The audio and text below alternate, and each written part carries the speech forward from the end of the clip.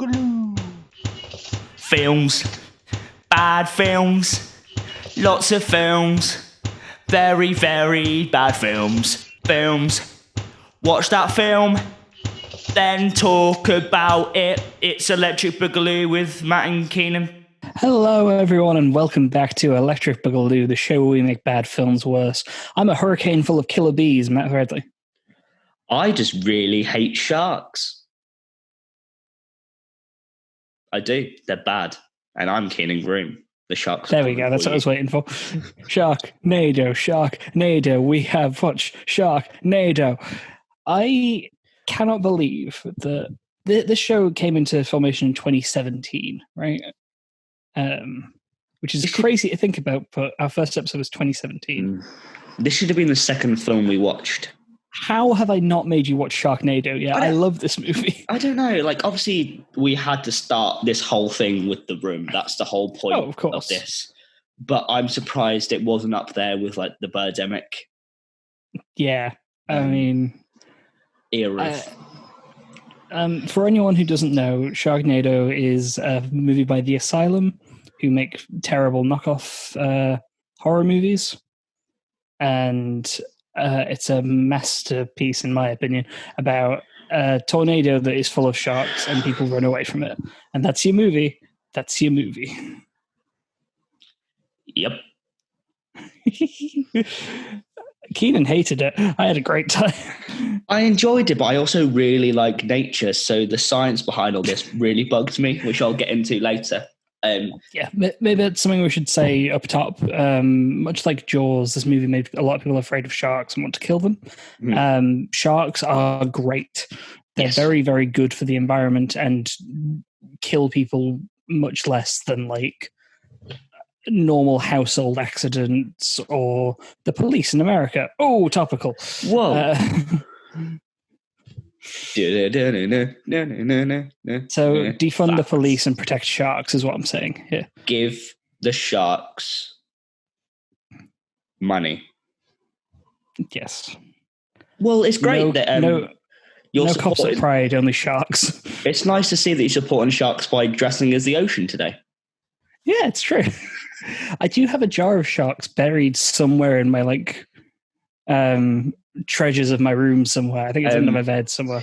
Just add, I don't know if you've remembered, me and Matt used to live together in our last year of uni, and when we moved out, you placed a very small shark in one of the cupboards, and I wonder if it's still there. Well, it was a friend of ours, Georgia, who probably isn't watching the show because she's terrible. No, we love Georgia.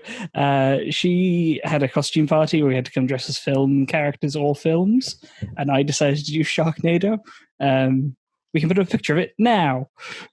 Nah. If I could find it. I don't know if you could find it. If not, that was worthless. And that was just that. And so I had these like toy sharks that I just kept putting around our house, and I gathered them all up, but left one of them behind. I'm planning on doing that again when I leave this house, eventually. I'm just going to leave a shark everywhere I go. If you ever do anything bad that's like needs an investigation, they can basically follow your Hansel and Gretel shark trail to find where you are. Oh my God. That's your serial killer, and my calling card is a tiny plastic shark. I used to leave the shark on the body. Place a shark over each eye so it can sail down the river Styx. Oh, that's such a... it's dark, but I love it. We might have already come up with our film idea for this week's The Shark Serial Killer. Love it. Anyway, Sharknado makes me very happy, and I'm very excited to record this episode.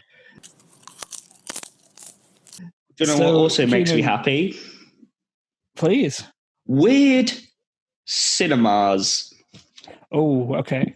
So in our first 6 episodes, you did weird food, but now the topic has changed.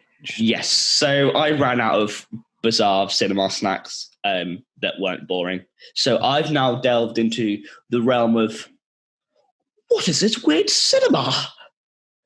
And rather than making you guess what it is, what I've done is I've got a description of the cinema, but I've left a couple of blanks. Okay. See if you can fill in the blanks to work out what this cinema is. Whoa. I like this new game. All right. I'm not going to tell you what the cinema is called because that gives it away, but I can tell you It's found in Thailand. Okay. Designed by German-born, Beijing-based architect Ole Kieran. Don't need to know that. I thought I'd, set the scene.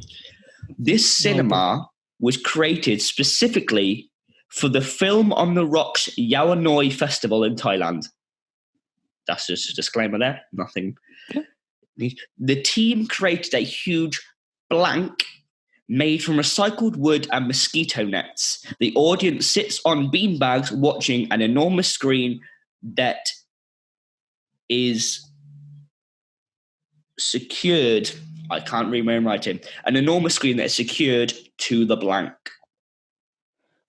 Okay. So it created something that is secured somewhere. So the screen is secured to something and this is the same thing that's made out of the wood and mosquito nets, right? Yeah. I'm going to say it's an enormous elephant statue. Okay. And the screen's just on a big elephant. So I think that would be cool. So you think the team created a huge elephant made from recycled wood and mosquito nets, and then that screen is secured to that elephant? Yes. I can tell you that the blanks are different. Okay. So the first one that's made out of wood and mosquito nets is the bathroom. And then the screen is secured to the architect's house. I like this more than what it actually is. Okay. Completely wrong, but I like it. This is the Archipelago Cinema in Thailand. Okay. It was made originally for the film festival, but it's still there. This team created a huge flotation device made from recycled wood and mosquito nets, and the audience sit on beanbags on this flotation device, watching an enormous screen that's secured to the ocean floor. That's amazing. So you can go out into the Thai Ocean. I don't know which one it is, but sit on beanbags. I think that's the Pacific. Maybe the Indian. I don't know. Depending whereabouts. I don't know. Oceans back from me. They're all. They sit on like the edge of the flotation device and look into the ocean, and the screen's like down there. No, as in like the screen's up like it would be a cinema, but it's got really long. Right. Okay. That makes more sense. I thought it was like projected on the water. That would be cool. That would be fun. See if I can get a picture for you. Here we are. Like, you sat there and like the fish sat there and they're watching Finding Nemo with you, and they're like, that's not realistic. So this is what it is from above. Okay, yeah, I can see the So it's sort of like a little island flotation device here with beanbags. Oh, that's so cool. And then it looks across like this. That's like the prototype, and it looks across to a screen that's floating. That's awesome. Which is sort of anchored to the. I'm guessing it's not too deep in this lagoon. I'm assuming they wouldn't show Sharknado or any other shark film at this island. I think they should show purely water-based terror films. So they show Titanic, they show Jaws, they show films of the Kraken. Yes. So I thought that was a really. If I went to Thailand, I'd love to watch a film there. Yeah, that's amazing. So cool. Yeah. So these are going to get bizarre, but I'm going to enjoy these cinemas. I think they're going to be fun. I like how the food one, I was like, I mean, obviously I enjoyed the bit throughout. Like the food offerings, I was like, oh God, I'm not sure. No, thank you. Especially to the salty licorice in the last one. Yeah. These cinema ones, I think every single time I'm going to be like, I want to go there. That sounds amazing. They seem really fun to go to, so I'm excited for what's in store for the next 6 weeks. Speaking of things I'm excited about, Sharknado. Let's turn back to these bad notes, shall we? Okay, so, very brief plot summary. Global warming is causing a storm. The storm is causing sharks to swim close to the coast of LA, and a tornado is sucking them up, and Finn and his friends are going to stop the Sharknadoes. There's your movie. Mm-hmm. Let's see how it got weird. Right. I'm gonna before you get into the fun bits, because I feel like I don't want to put a damp on this film that was enjoyably bad. Yes. I just want to take an opinion from a nature point of view. Mhm. My first annoyance actually is that the lead character is called Finn. That bugged me. And that she was called Nova, which is another word for a star. That bugged me too. Can I just say, in one of the latest Sharknado films, you meet Finn's dad. Can you guess his dad's name? Is it a nickname or is it an actual name? It's his actual name. It Rather is a than real him being called person's Hammer name. or something. Because it's Finn with one N. I put down two N's and I looked. It was actually one N, which makes it even, with one N. Makes it even worse. I will say this: it's another fish part. His name's not Scale. Gil. His dad's name is Gil. Gil. Oh no, I hate it already. It's so good. So good. Go on. Yeah, so a couple of qualms I had was there's a lot of storms in this film. Yes. I don't know if people know this. I don't know if it's a very common science thing. Light travels faster than sound. Okay? Common knowledge. Okay. Why is there thunder and lightning at the exact same time? Bugged me. It was no, it should be. That's how science works. Bugged me. Granted. Bugged me. Also, I'll talk about it through the duration of this. We need to understand how depths of water work and how sharks can swim and how cars can move in different depths of water. I'm just going to say that. Knowing it full well, as a shark doesn't usually swim in a puddle and cars can't drive in the ocean. Just putting that out there before we proceed. And yet, I'm so annoyed. Any more now before we start talking about how funny this movie is? No, I think no. I think it's fine. It's just continuity was an annoyance. I mean, yeah, there's a lot of filmmaking mistakes that you can point out. I just need to point out depth of water. Yeah. The thing with The Asylum, who made this, is they don't care. All of their movies are very cheaply made. Before Sharknado, I think the vast majority of them were like horror parodies, essentially. I think taking into consideration that they are almost deliberately bad, you can appreciate the film more, rather than trying really hard and it becoming bad. They're the same people who made Mega Shark versus Giant Octopus, Crocozilla, Ghost Shark, which Ghost Shark we definitely need to watch at some point because oh my god, I love Ghost Shark. Are we just going to do like once a month or whatever, just watching a silent film? Watching a silent film, yeah.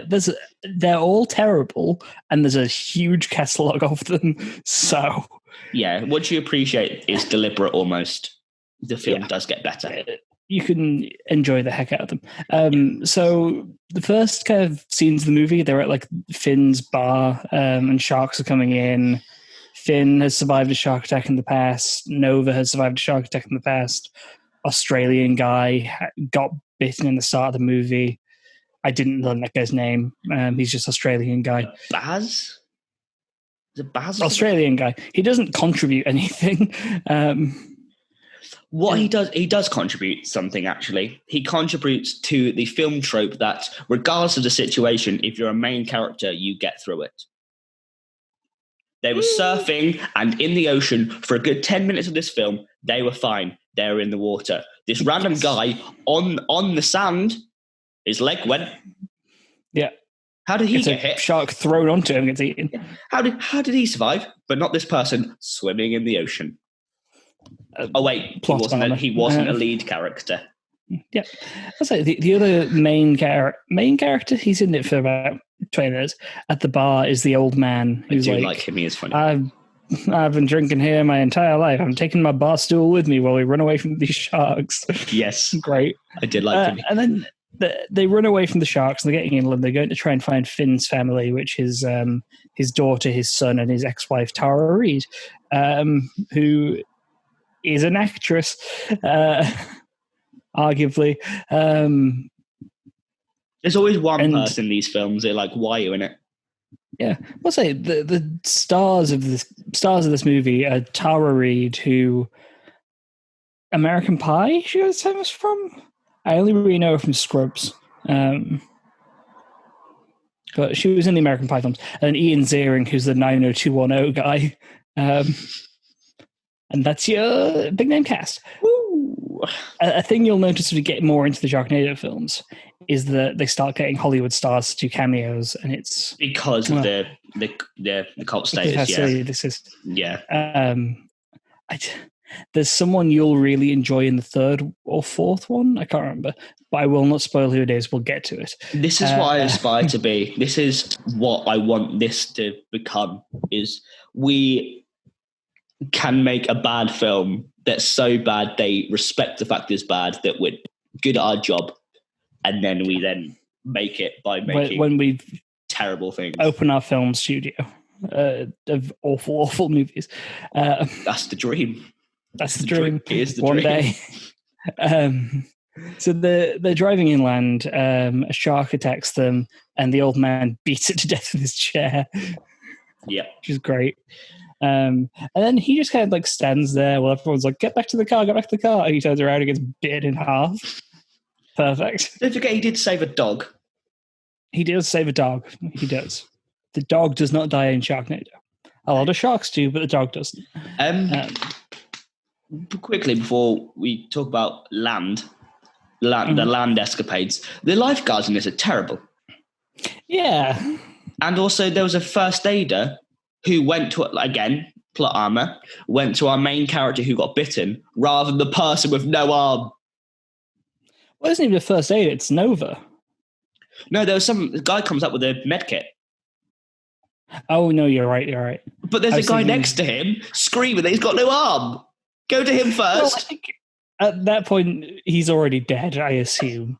He's clearly speaking. He's just got no arm. At least try. Oh, I'd hate to be in this. I'd hate to be in LA and lose my leg, because if someone gets bitten next to you, who's slightly important. But if a main character gets bitten next to you, you're done for. So that's why you never hang out with main characters. So they continue driving along. They encounter a school. They save Tara Reid and the daughter. We'll get to the school bus in a second. They save Tara Reid and the daughter. I hate it. Her like new boyfriend is like this douchebag Wall Street type. Why was he even in it? Yeah. And he's like, sharks. There's no such thing as sharks, essentially. He doesn't say that exact line, but he near enough does. And then he walks into a pool of water and instantly dies. When we're in, we'll have a section about talking about logistics of flooding in a bit. We'll get through the plot first. I mean, this is when the flooded house is happening. And please give me your logistics on flooding before I give you my idea on it, because oh my god. A few bits back, there was just a couple of things that I wrote down. Is the news said hurricanes have never hit California before. Utter lie, isn't it? They have. Yep, that's a lie. Just outright, there's a lie. And also, looks like we're all refugees now. Once the beach is flooded, they all live on the beach. Every single main character in California lives on the beach. Okay. George, the guy who with the bar stool, who does sadly get eaten by a shark. There's mass flooding. Okay. I personally don't drive, so please correct me if I'm wrong. If there's flooding that's about 6 foot deep, I don't think your car will work, and if it does, surely your battery or your parts of your car are going to get flooded and not work. Well, your brakes don't work. The water on the road isn't 6 feet deep for the most part, right? It's like wheel deep, and you shouldn't be driving in that for sure. Okay, I'll go the other way around. If it's possible to drive in it, how is it possible for a shark to swim in it? Yes, 100% agree with you on that. If the car can drive, the sharks can't swim. If the sharks can swim, the car can't drive. Why can both happen? We'll go that way. It's drivable. 100% with you on that. Why can sharks? Funny enough, they need water to survive. I love the way you said that. They need water to survive. You're possessed by Bernie Sanders for a second. Because I was going to say they need water to breathe, and that's not technically how it works. No, sharks are fish. Yeah. They need water to breathe. Yeah, but they have gills. But they take the oxygen, so technically they probably could walk if they evolved properly. I'm sorry. If you put a trout on a plate, it's going to die. Not a bit of old... You take a shark, put it on a pavement, it can't breathe. It's got gills. These ones can. Oh, these ones can. Yeah, these are magic sharks. I say this franchise is baffling. To my understanding, by the end of it, it is revealed that the Sharknadoes are a plague sent by a god. It goes some places, my man. Yeah, it makes more sense because, I suppose, hurricanes and tornadoes and stuff have enough water in it to keep the sharks alive. No, but fine. You can't put a shark out in the rain and it's going to live. These sharks are dead, but who cares? It's Sharknado. Let's go. My thing I wanted to say on flooding is their house on like the top of Beverly Hills floods, which again seems unlikely because that's just going to be rain and maybe some sewage. It wouldn't flood to the level that their house does. Yeah, it was torrential rain, but it wasn't enough to flood a house. No, flood. No, not a house that high up. Certainly. Yeah, because it went chest deep for a lot of them. Yeah. When they drive away from that house, that again just has some groundwater, the stairs are a bit wet, whatever. The house instantly collapses. But like the a road demolition crew's got it. But the road is fine. The road's not even wet. So they're driving with. So the group at this point is Finn, Nova, Australian guy, daughter, and Tara Reid. And they're driving the new Avengers. The new Avengers. And they're driving along and they find a school bus that's in a flooded thing. This is a section where, like the flooding and the sharks thing, the car can't drive, the sharks can swim. This one, they're playing by the rules, right? Are they? Well. I don't know if you know. I don't know, you may have some magic powers to prevent this, but I know for me, if I sat in a stream that had a current, I know personally I'd be light enough to be carried by that said current. Why is the school bus either one, stationary, or stationary enough for this whole scene to happen? Well, I'm assuming it was driving home, it got caught in the flood, it shut off the engine and they had to stay still, but the bus is too heavy to be carried away by the current. Right? That's how it makes sense to me. But don't you see the bus moving to begin with? No, it's stationary the entire time, I'm fairly sure. Okay.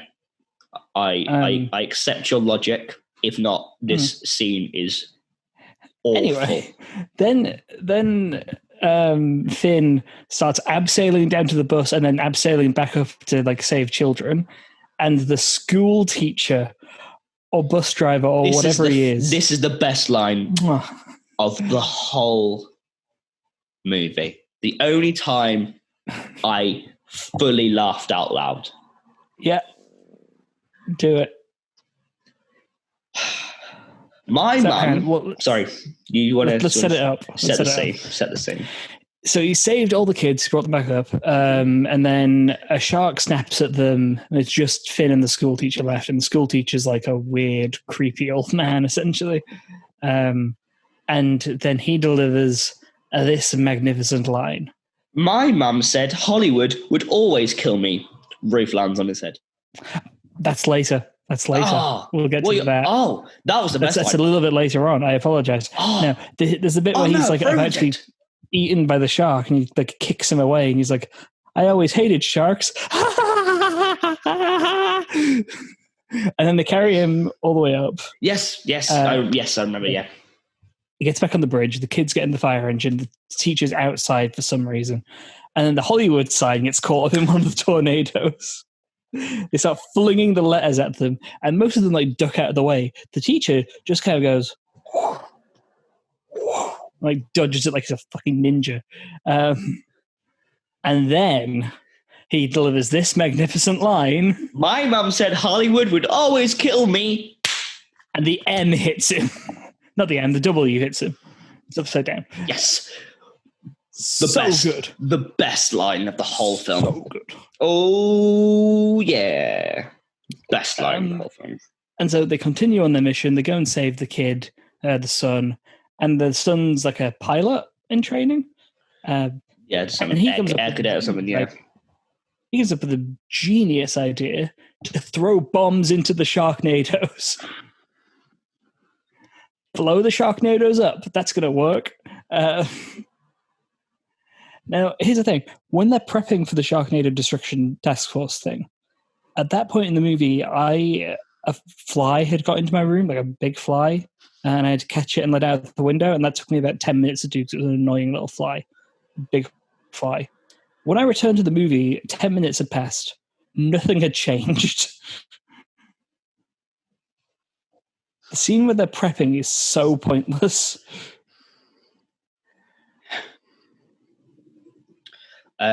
You look unhappy. Right. There's a few things that I want to discuss first. They're driving a lot. Mm-hmm. They don't think seatbelts should be. Oh, yeah. They also heavily brake once. No seatbelts. They don't move. Just because. There's a shot where they're driving down the road. There's no one there. They brake. Interior shot of the car. Outside, there's a whole police force blocking the road. They appear out of nowhere. Yeah. Random line. I hate the 405. Cool. Don't care. That's an LA joke, I'm assuming. Would appreciate it more by LA people. Does Nova actually know how a shotgun works? I don't think so. No. Because she shoots like this. You definitely will get some recoil. If you did this, you'd probably lose your elbow because they're locked. Yeah. You need to hold it at like shoulders for a shotgun to absorb the kick. I'm assuming. I've never fired a shotgun, but before we get on to Nova. Before we get onto the bomb scene, the car explodes because it's flooded with gas. It explodes when they're a good 50 yards away, and then the daughter jumps. You know, like this old explosion, you jump forward type thing. Everyone else is out of the way, and she's like. I was like, that explosion is great because they've turned the engine off when they notice the gas leak happening. So what happens is gas falls on the floor. Yeah. There is nothing to ignite it. No. And then it explodes anyway. Yeah, there's no form of flame There's no fire. There's a lot of water, unless they're telling me that sharks are highly flammable, which, why not? Oh, yeah, so they're at the airport, aren't they? And when they get to the airport, one of them says, "Why is there a retirement home by the airport?" The reply is, "Because old people can't hear." I mean, they can still feel vibrations. So basically what you're saying is all retirement homes should be near airports so they can't hear the planes. Yeah, and also the pollution from those airplanes is going to kill those old people. Weirdness. Oh. So yeah, you're up to the very long preparation scene. So they do a very long preparation scene. Some character stuff happens. It's not important. They get in the helicopter. Sorry. Before they get in the helicopter, there's a tornado outside. Okay. The tornado blows a Sharknado. Sharknado, my apologies. Yeah, there's sharks in this one. Sharknado happens, blows the roof off this airbase. Planes fly everywhere. Destruction. They leave. Mm-hmm. There in the distance, unscathed, is one lonely helicopter. Oh, that helicopter's a main character. The helicopter was not damaged. The helicopter did not move from its helipad. And surprisingly, it still works. Thank you, plot. You saved a helicopter's life. It's like that. You never find out the helicopter's backstory in this one, but in the future Sharknado films, the helicopter is a named character. It does have children. Hence why it survived. That's why it survives this movie. Yes. The massive jets didn't. Yeah, and like the wind pressure, it's totally able to fly fine, even though there's a tornado around it. Yeah. The flying conditions wouldn't be ideal, and you'd probably like crash before you even took off. Yeah. But hey, it's fine. The helicopter's a main character. So they fly up in the helicopter. They start throwing bombs into the Sharknados. which causes the sharks to fall out of the sky and start landing on people, which is how the Australian guy dies. A shark lands on him and eats him. I think it bites his legs off first, and then another one eats his face. Mm-hmm. There is definitely like one of the cadets, I think, who gets his legs bitten off, and he's like about to be eaten from the bottom up, and a hammerhead crushes the top half of his body. Mm-hmm. That got me. That was funny. Yep. So helicopter for a start shouldn't work. Turbulence, throwing them out. Yeah. But they managed to blow up. Sorry, you go on. Nova releases her belt to hang out of the helicopter and throw the bombs. That's a death sentence. That just wouldn't work. May I add, before we carry on with this, there's a whole elaborate way of doing this bomb.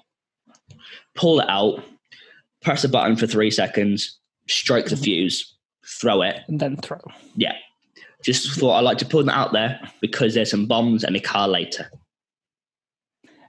Yeah.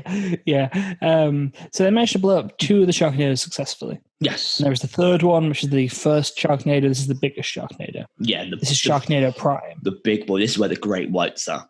This is not your little tiger Sharknado. Nah, don't care about you. Yeah, this ain't no hammerhead Sharknado. This is the great white Sharknado. Yeah, I did like those. Like, just the occasional hammerhead to go, oh, we have other sharks. I loved it. Yeah. It was great. I really enjoyed that occasionally they would just show footage from a nature documentary of a great white and its pilotfish. And floods. They'd show actual footage of floods that happened in places that definitely weren't LA. Yeah. And if they were, why aren't hurricanes and why is this the first hurricane to ever be in California? Exactly. So they throw the third bomb into the great white Sharknado. Yes. Nothing happens. It's too big. It's too big for these bombs. And then a shark hits the side of the helicopter, and it's a miracle none of them have done that yet. Yep. And then this knocks Nova out of the helicopter into the mouth of a great white shark. Yeah. And she's just gone. Yep. See you later. She is dead.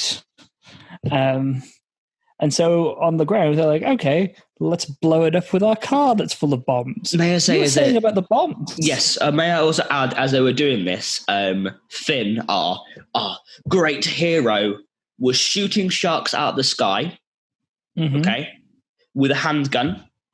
Again, don't use guns. Not too sure, but I don't think the range of this gun is very far. To be fair, a handgun has surprising range. But with the fact that if you look at the shots that they've taken... he couldn't shoot a shark out of the sky. Absolutely not. This airbase is nowhere near the Sharknadoes. No. Because he's shooting the sharks away from the helicopter to save the helicopter. This helicopter is seen to fly a good couple of minutes away. I think the shooting is to just stop the sharks from eating his ex-girlfriend. But you can also see him shooting sharks near the helicopter. And I don't know how, I personally may not know how distance works because obviously these guys guys are fully on it with distance. But I don't think this gun can go 200 yards up in the air, but you know. He also perfectly gets a shark in half using a chainsaw as it's flying at him. And that's just great. That was cool. That was cool. I'll give him that. That was fun. Yeah. So they set up the car that has all the bombs in it, the bombs that take like 4 different steps to activate, but now it's just bombs.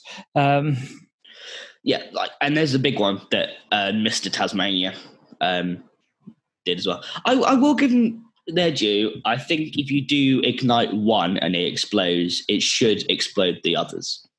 Granted. Yes. But we never see the first so one. Much work. Yeah. We never see the first one ignited. The car gets shot into the Sharknado, blows up the great white Sharknado. Don't forget he jumps out of the car first. Oh, yes, he does. While pressing the nitrous. He drives it, presses the big red button, and then jumps out. And then the sharks are falling, as they've been wont to do. I think a few of them fall and crushed, like famous LA landmarks or whatever. I don't remember. And then the great white shark, the one that ate Nova, the big boy, flying towards them. Finn jumps into the shark, gets swallowed, lands, and then cuts his way out, saving Nova's life. It is so good. It's so stupid. I don't know too much about the anatomy of great white sharks. I will ignore the fact that the possibility that it's exactly the same shark is literally impossible. But I feel like if, regardless of whether this shark decides to chew me, okay, I'm under the impression that sharks have about 3 rows of razor sharp teeth. Yes. If I was to go into the mouth of a shark at some speed of the gravity that I'm thrown out of a helicopter, unless I am so small, I am less than the circumference of a shark's mouth, I would at least get sliced a few times by these shark teeth. So, I mean, here's my thing, right? A great white shark, and I just Googled this, comes to, on average, about 4 meters long, right? Okay, so that's what? 12 feet? No. But 2 meters is 6 foot in it, roughly. Okay, about 12 feet. Let's assume that Nova is like 5'5", right? Yeah. Okay. Well, yeah, we'll do that. Yeah. If she survives fully whole, like she's eaten like lengthways, right? That implies that this great white shark's stomach is 6 feet long. And that means that when he gets eaten, and it has room for 2. What? He has to fall on top of her, or has to go, unless her mouth's open and he goes through her as well. But he's taller than her. That's going to fuck her up. That's going to be bad. So the shark's digestive system is 6.5 feet, and also a good 4 foot deep. So he can perfectly slide past her, look down and go, "Oh, hi, Nova," as he's flying. But then they both land, and then he managed to get himself into a crouched position long enough to cut himself out of the shark. Right. So in there for a good half an hour, right? Presumably. Yeah, by the time, at least partially dissolved by shark stomach acid. And also, if we allow the fact that the shark could swallow her whole as she survived. Can't, but go on. The force this shark is thrown out of an explosion. Okay, for a start, to the ground. The shark survived an explosion and dropped a good 150. I don't think if I jumped the somewhere, shark hits terminal velocity. If I hit the floor from 150 feet, in shark or not in shark, I don't think I'd survive, let alone... I'm not having this. It's like, you know when Indiana Jones gets in the fridge to survive the nuclear bomb in the 4th movie? This is like that, except you've fallen into a shark and fallen out of the sky. So we've established that if you want to survive jumping off a 10-story building, be inside a shark. Yeah, just hop inside, wear a shark like a sleeping bag, and then fall. Just make sure you have a chainsaw, because it's like those little spikes on the road with for cars. If you go through the shark this way, the teeth go inwards, but you can't get it back out the other way. Yeah, I get it now. That's how sharks work. So that's how sharks. So fish try and escape, and because they try and escape, that's when they're eaten. It makes sense. They get caught on the road spikes, which is why Moby Dick's a thing. Wait, what? Not Moby Dick. Jonah the whale. Again, these are both whales, not sharks. I'm using the same logic of Jonah the whale for this shark that's clearly not the same size as a whale. I'm trying to make it work, okay? Here's the thing. If you don't have a chainsaw with you and you still want to jump off a 10-story building, but you do have a shark carcass, or a sharkus, if you will, climb inside the sharkus, roll off, fall the 150 feet, make sure you're falling mouth downwards, so that your mouth or the shark mouth? Both ideally, but mainly shark mouth. That's the important. Yeah. Make sure it's shark mouth down so that your boss can jump in and cut you out. Because he's going to jump in and he's going to be fine as well. Only if it's your boss, and only if the boss has a chainsaw. If not, this doesn't work. Yes, of course. If it's like your supervisor, but he's like on the same level as you, he's like training you, but like he's not paid any more than you. If he tries to jump in with a chainsaw, he will die. And if it's an axe, instead of a chainsaw, axe ain't gonna work. No, even if it's like a hedge trimmer, but it still has the cutting motion, it's still not a chainsaw. It's not gonna be good enough. And then they all have a happily ever after. Before we get the happy ever after, I can't even speak. Can we talk about the impact of the amount of torrential rain they have?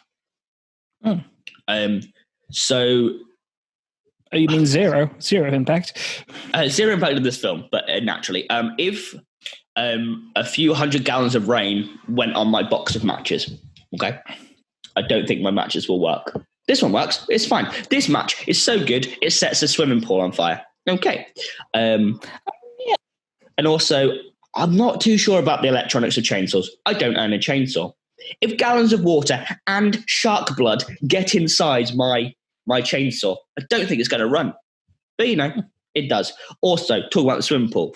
There's an elderly lady in the swimming pool. No, elderly man in the swimming pool. She tries to help him out, grabs him. But instead of helping him out, she also falls in.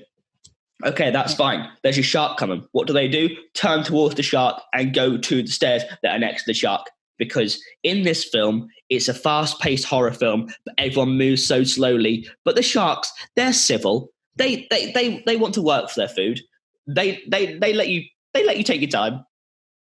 The sharks in this movie are very polite. They're so polite. It's such a fast-paced film where everyone's so slow. Like you said, 10 minutes of this film to decide what chainsaw you want. If you're getting attacked by sharks, you pick the first thing up and you hope for the best. Yep. And, I think all of this would have been a lot... how they could have stopped the Sharknado much easier is if the great white shark's coming at them, the one that eats Nova, hit it with a bar stool. But no, George had to die. Basically, it would have been all okay if they realised that sharks can indeed breathe on land. That's their problem. If they realised that, they would have gone into the water and the sharks might have drowned. And if they went underneath, they would have found Naboo. There you go. And they'd have found the Gungan city and they'd have survived there for all of eternity. It becomes Star Wars Episode 1. Yeah, there's always a bigger fish, isn't there? Well, I mean, we do see... That's the thing.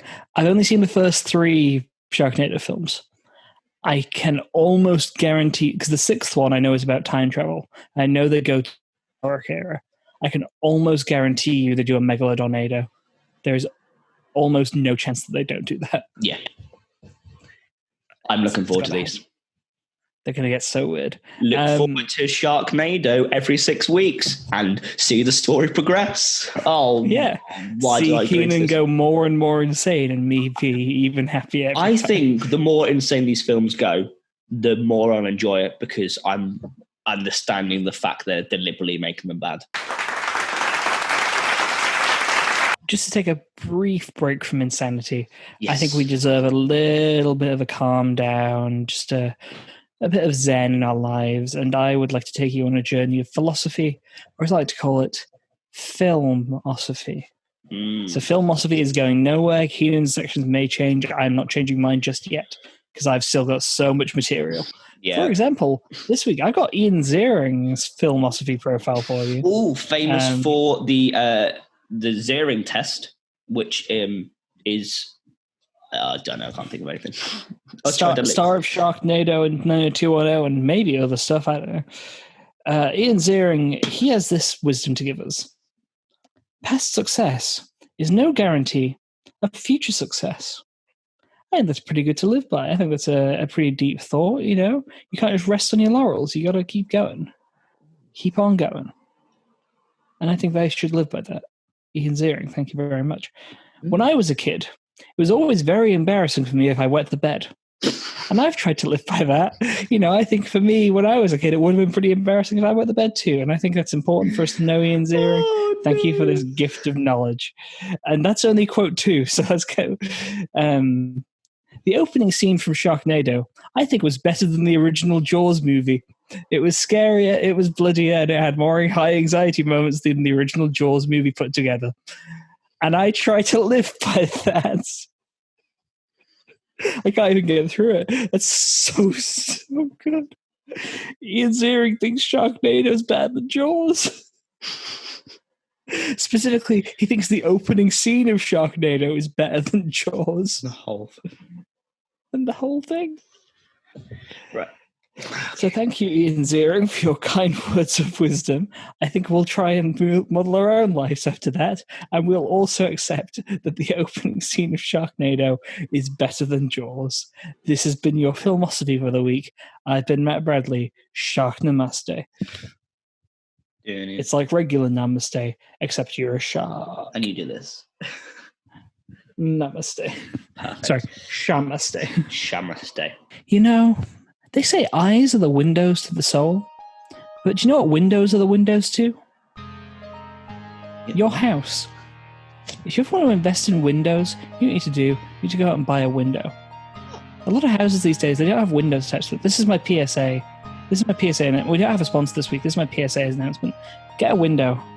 Because sometimes you need to look outside and see outside. Oh, because I just thought that you weren't allowed them.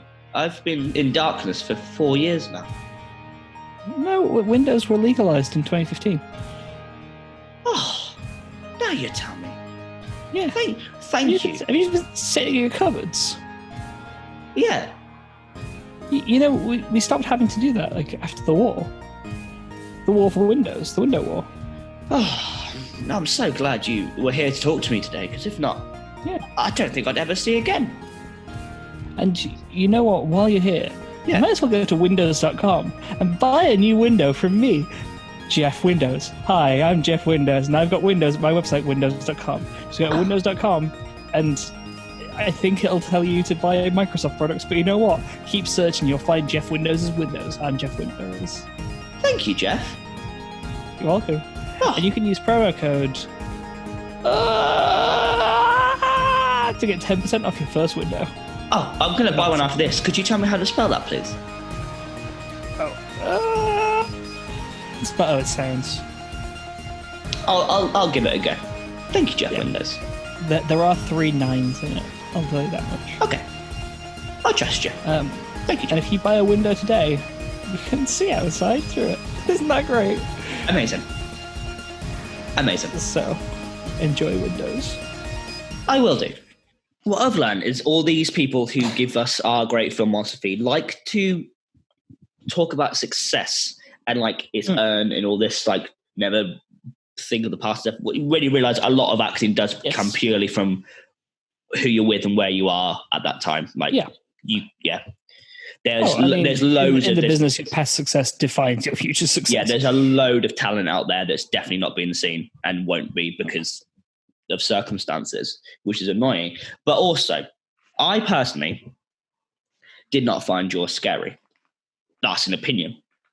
But I can appreciate the fact that Jaws has a lot of silence and the whole point is the water is so vast, and if you've got a fear of water, the fact that there could be something so deep, I think, does expose terror. It's a masterclass in building anxiety, especially with the bum bum. Yeah. Bum bum. The music is so key to it. Yeah, and the Jaws itself, it was a piece of animatronic from the time. So watching it now, you're like, that's not a shark.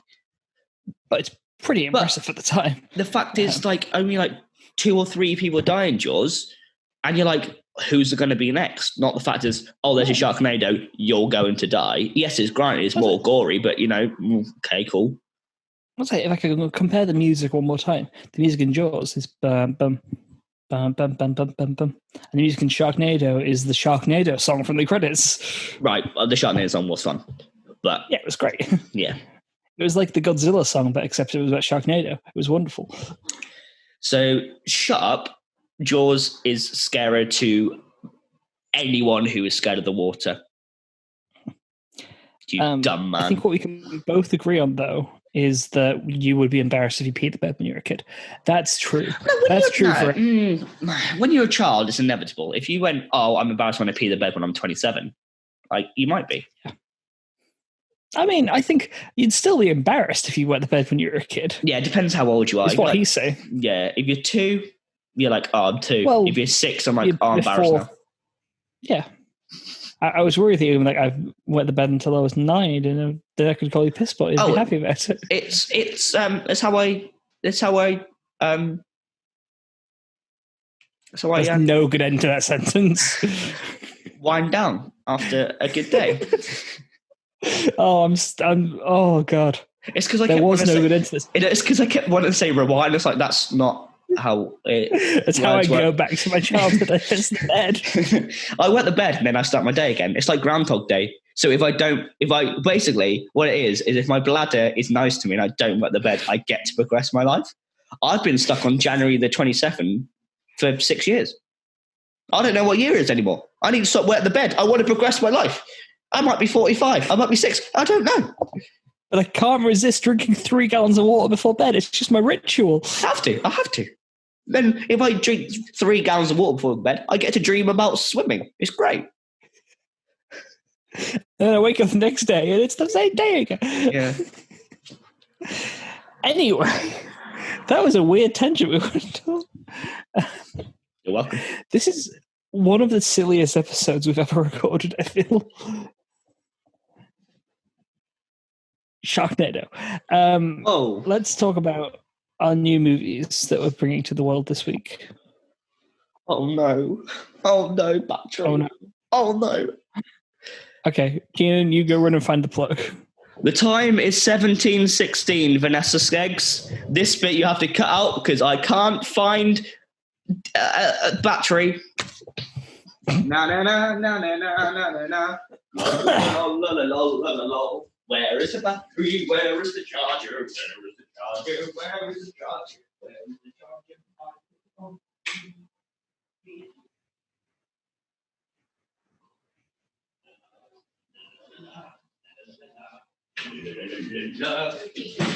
What?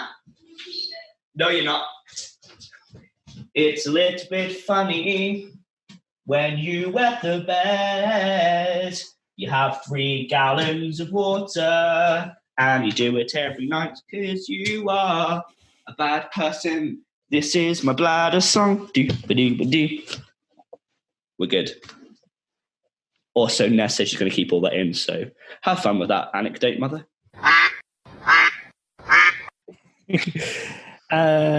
So it's time for us to build on new films this week, and I think Sharknado gives us a lot of material to talk about. Yes, a new concept. So, do you have anything?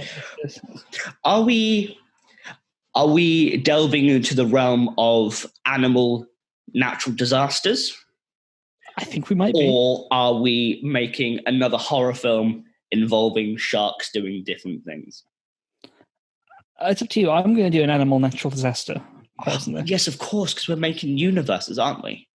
We are, yes. So it's like the Avengers of natural disasters. So eventually, once we've done 6 solo films, they can team up. Yeah. And destroy the entire planet. Yes. So I want to talk to you about a little town called Pompeii. Oh, this... beat you to it. So this film is set in AD 79. I think that's when I'm going to let you do this film, but I'm going to tell you what mine was going to be called, and you'd have loved it because it's such a good joke. Unless you get the joke, then I'll be even happier. Carry on. Well, we'll see. So it's a normal day in Italy. We follow a family. It's the grandpa, which is Steve Buscemi. It's the dad, which is... See, Steve Buscemi was easy. Dad's a little bit harder, but the dad's Bill Hader. Bill Hader, Steve Buscemi's son, is not a bad shout. No. Because what's his name? He's on SNL. Oh, what's his name? Oh, John Mulaney, Pete Davidson. Pete Davidson can look like he's Steve Buscemi's grandson. Yes. Well, that's helpful because Bill Hader's son is Pete Davidson. And Bill Hader's husband is going to be... it's going to be Mike Myers. What accent does Mike Myers have in this film? Italian. Okay. He's just doing, Mamma mia, that's a spicy volcano. And then their daughter is Malia Obama. So why not? And they're living their normal Pompeii lives when suddenly, earthquake below their feet, smoke's rising from the sky. And what's that emerging from Mount Vesuvius? It's a swarm of vultures. Volcano. I love it. And so they run away from the vultures, and they're being chased by this like pyroclastic flow of vultures who are like killing people and eating the dead. 'Cause that's what vultures do. And they run away to Rome, and they have to fight a giant vulture in the Colosseum. And the emperor is played by Mike Tyson. He is. Okay. Yeah. Mike Tyson. As himself, he's Emperor Mike Tyson. Okay, I like it. And that's my movie, Volcano. In cinemas, never. It's going to be on Sci-Fi. Do you know, I was going to do a more on-the-nose one, and it was going to be called Volcano. Volcano. Nice. And there's going to be loads of vols. That would have been good. I was trying to think of the right pun. I've got to think Volcano. What have we got left? I could have done Volcano. It's always been birds for the volcano. We've had a volcano, we've had a tornado. So hurricane, nah, not worth it. Hurricane's basically a tornado. Earthquake happen from volcanoes. That's fine. What we got left? Tsunamis. They come from storms as well. So I think what we need. Oh no. Is I've run out of natural disasters now. You stooped me. I wanted the volcano. I think mine's going to be an elemental film. Okay. So there's going to be a tsunami, a bushfire, a thunderstorm, and an earthquake. So I know by bushfire you mean like the one that hit Australia that was horrible and like destroyed most of the land. I was just picturing a little bush that was just on fire. It is. Just one. This all happens in the Vatican City. Okay.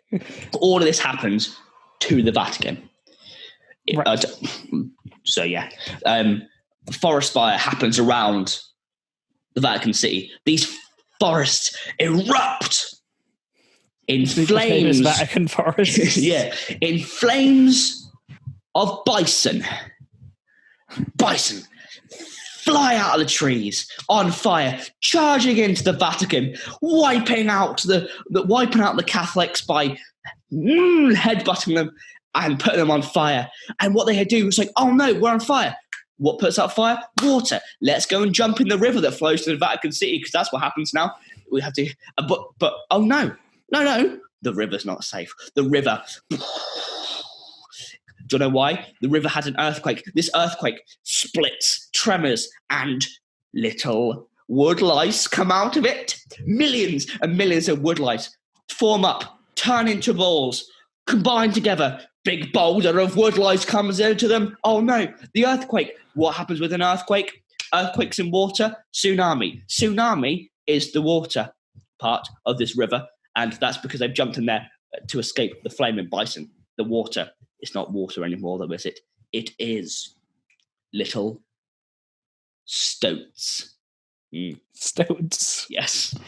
Little water weasels. Basically, what they do is they ride the waves. They can surf. These stoats can surf. And they're also angry, and they have rabies. So they're going to come against you, surfing stoats, like, nah, nah, nah, coming at you from that way. You have a woodlouse. Woodlouse ball coming at you from the south. From the north, you have flaming bison. So what do? What do we need to do? I remember. Bison can't climb stairs. Let's go up. Let's go up to the turrets. Oh no. The clouds are attacking. Pew! Pew! Lightning strikes. And in the base of these lightning strikes, there are little tiny elephants. Little pygmy elephants. Little pygmy elephants. You think, oh, they're adorable. They're like this big, like hailstone size. Mm-hmm. But they're elephants. They zap you though, don't they? Okay. You touch them and you get electric. You get like defibrillated, essentially.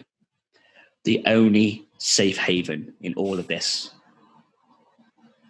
is to use magic and become part of Michelangelo's painting on the top of the Sistine Chapel and watch it all blow over. That took a turn. Now, I have an idea of how to link these universes. But before I do... Could you find a way to link my film? I have a great idea to link my film to your film. When I have an idea about something that I can't do anymore, that's what happens. Yeah. I have a wonderful idea. But first, I just need cast from you. Who are heroes? And more importantly, who's playing the Pope? Yes. So the Pope is our hero. He is played by Sandy Toksvig. Pope Toksvig, I love it. Pope Toksvig. And she is a dark wizard who's in cahoots with Michelangelo. Michelangelo famously played by Vera Lynn. Vera Lynn. And Vera Lynn is the voice of Michelangelo. Also, there's God and Adam. Obviously, there might as well, when we enter the painting world, Adam is played by Christian Bale. And God is played by Christian Bale. Oh, he's a comedian actor. Commentary on Man and God. He changes his appearance drastically for film, so he can play both characters. Yeah. We have to have some expendables. We've got the Pope's daughter, played by Noel Fielding. Because the Pope's famous for having children. We're reprising their roles in the Great British Bake Off. Noel Fielding is Sandy Toksvig's Pope's daughter, and then the Pope's daughter's love interest is played by the real Pope. The Pope? Yeah. Pope Francis? Yep. Is he Pope Francis now, or is he Pope thingy? Whatever the Pope is when this film's made, and this film is made in 5 years and will be directed by me. Okay. With £20 budget to see what I can do. Yeah. I think I just broke a little bit then. If I may link these two films. Oh, please. Please find a way. After the lightning storm has blown over, or they think it has, they emerge from the painting and God comes with them because he's interested to see the world. This is all set in Italy, so it's all good. We're in the same realm. Good, exactly. They step out of the Vatican and they see that the storm hasn't really blown over. What's happened is all the animals have stacked. So it's the fire buffalo on the bottom, fire bison, I apologize. On top of that, it's the water weasel. May I add that at the bottom's the woodlouse, so they when a seal's on a ball in a circus and they can travel on it. That's so it's woodlouse on the bottom, and then fire bison, and then water weasel, and then an elephant on top. Elephant's controlling them all. Yeah, I like it. And then like a Megazord. Yeah, God looks at this stack monster and it's like, there's only one thing that can defeat a monster of this scale, and he snaps his fingers. And what grows out of the Vatican temple, the church, the basilica? That's right, it's a volcano. Yes, so the volcano becomes the good guy like Godzilla. Grows out of it, and that sets up the third movie in the franchise, Volcano. What's your film called?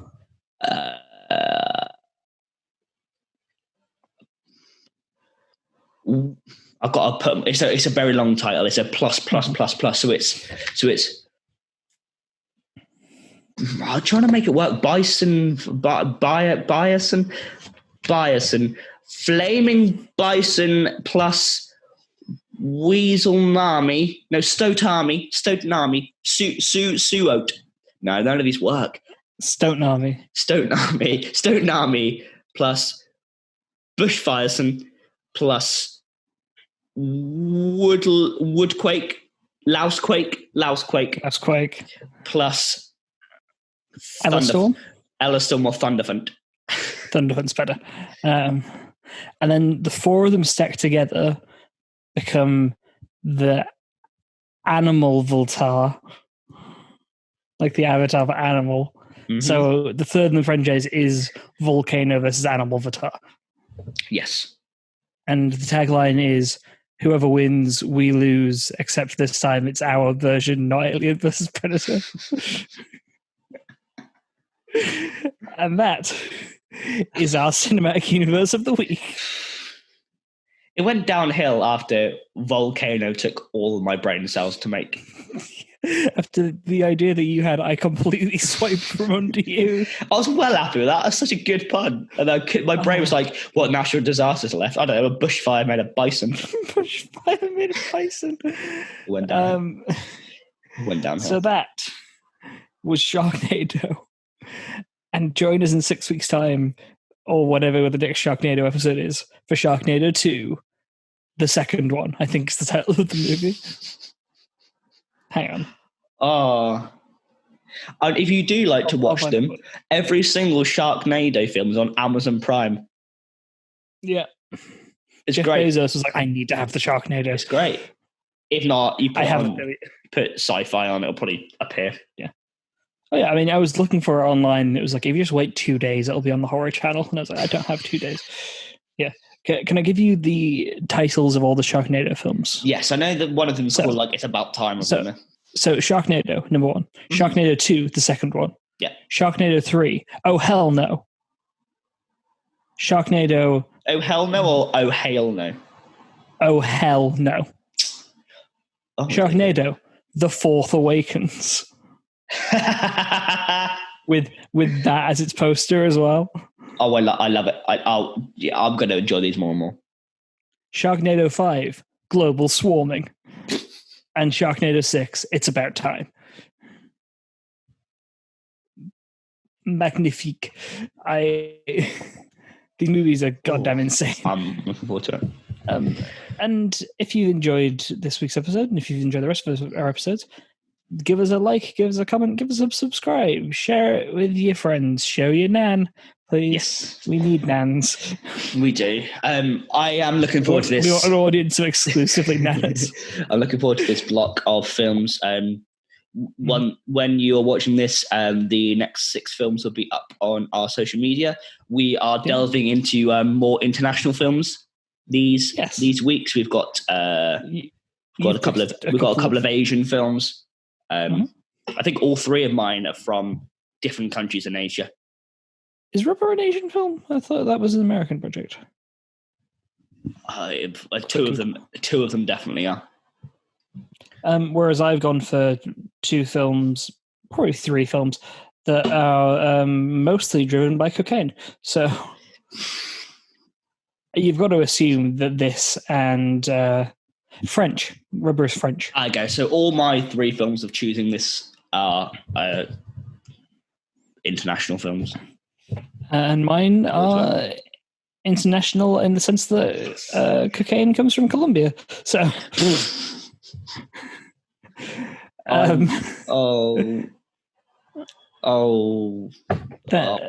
it's going to be a fun few weeks. Yeah. Thank you for watching Electric Boogaloo. Thank you for sticking with us in these weird times. And as always, Keenan, would you like to give us the famous outro? Whoa, I'm flying away. We're not in Kansas anymore, but we're still Electric Boogaloo because sharks are friends.